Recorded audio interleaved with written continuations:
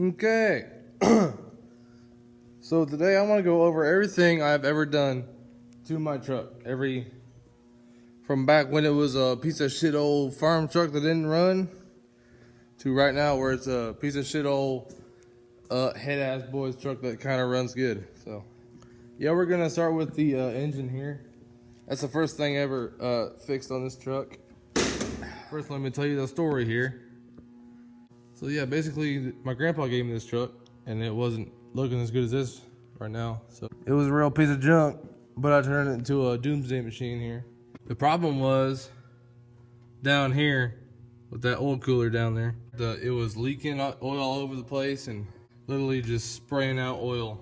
And the pressure relief valve was stuck in there too, so it wouldn't let the oil go through in there. So then we had lots of problems with the fuel lines here. Yeah, but now they're all fixed and good going, you know. The water separator back here, you can't even see it. Used to have fuel lines going into it, but I said, fuck that. Rig up my own bypass thing. And this used to be a regular ass tube. But when the winter time came, I gelled up in the middle of the road on the day after Christmas. I got out my truck and I got my toolbox. I said, hey, this pump, how about that? So I put that pump on there and plugged it in. Truck ran pretty good.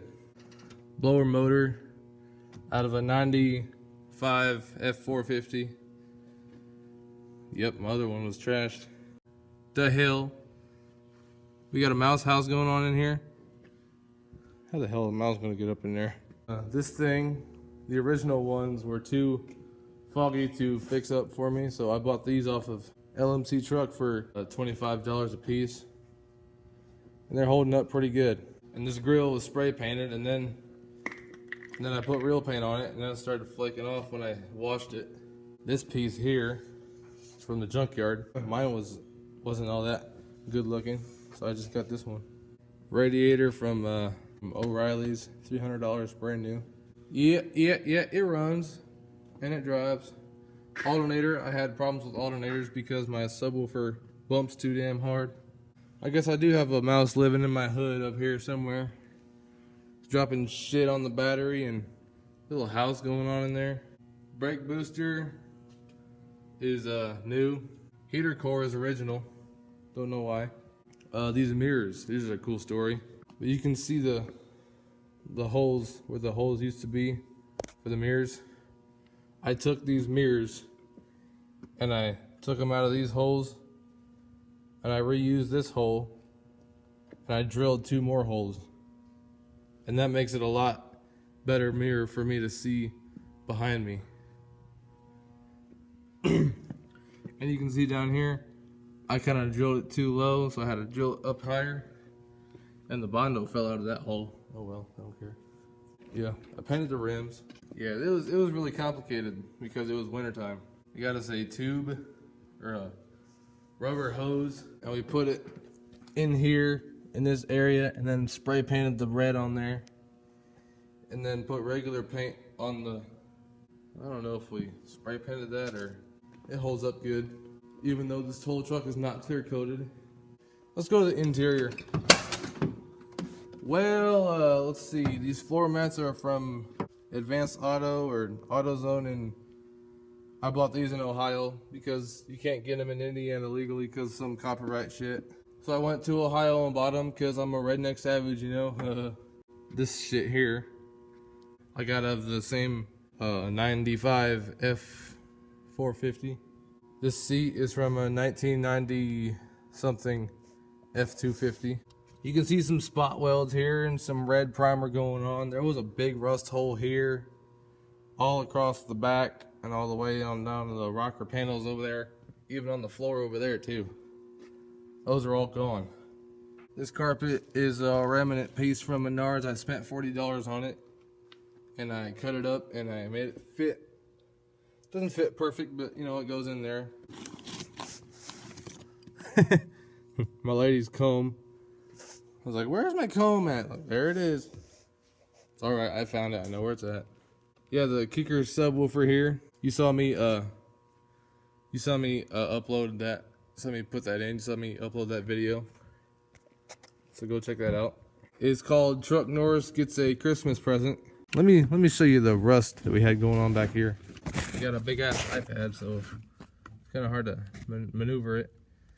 But you can see the welds and the dust and the primer here.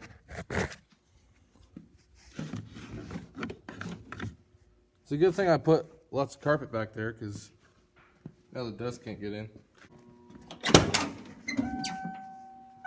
Shut up. I don't know if it'll be harder or easier to see, but on this side, it's kind of hard for me to rip up the carpet and actually show you this shit. You can see it's the same on this side too. All rust. Well, it was until we welded that shit in there. And we kind of left a little hole down there. I wonder if I can show it to you like this. There, you can see it.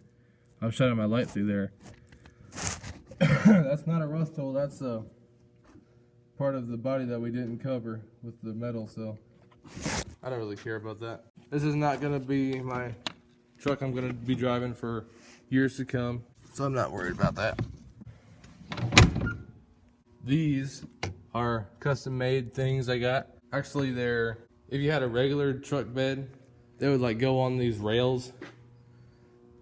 And I found those in the scrap pile. Like, we need to put those to better use, so I just took them home and cut them up, and now they work almost just fine. You fucking door. Nice. Yeah, there was some rust holes in the body, some dents, all taken care of, best I care to do. Oh wait, let me tell you about this thing here. You can see this. Y'all can see this is a piece of metal that was welded in there. Believe it or not, this section here, all the way to the back window, up here and around here, is all a piece of scrap metal that we welded in there and bonded up, because it was a big old dent just caved in there, man. Something big hit it, like a big tree or a rock, something. Let's go to the bed here. Let's show you what I did. It's supposed to be a flat bed, or more like a flat dump bed, cab chassis thing going on here, but there was no dumping cylinder down here under the bed, so I couldn't make that move.